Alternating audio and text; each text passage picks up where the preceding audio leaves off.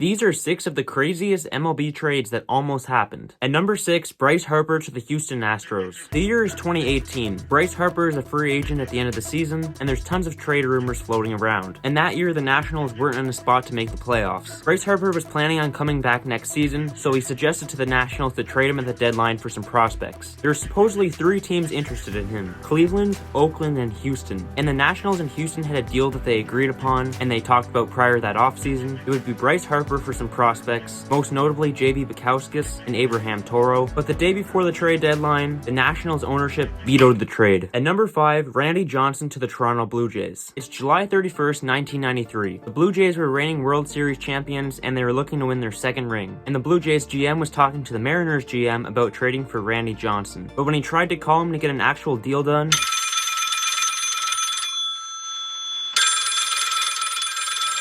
he was out golfing and he never picked up the phone. The trade deadline passed and the deal never happened. But man, that must have been just as disappointing as my grade 8 French class mark.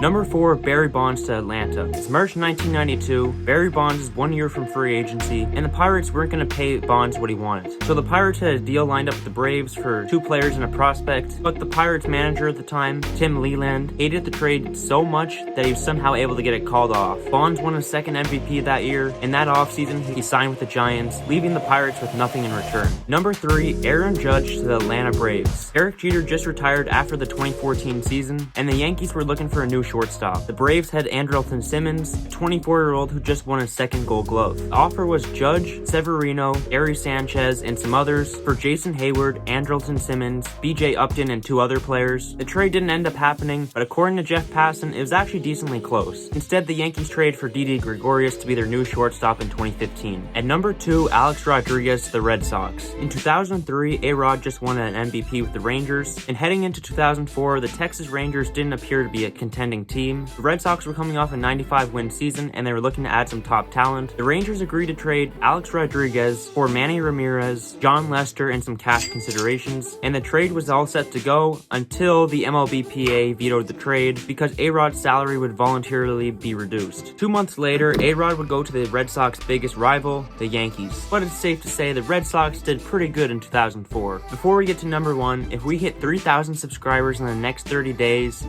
I'm gonna eat this entire apple.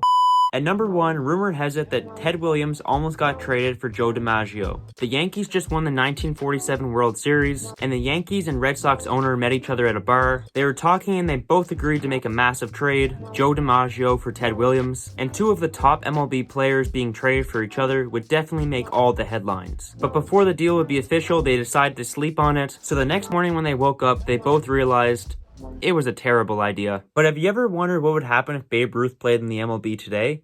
You haven't? Well, I wasn't expecting that. Click this anyways.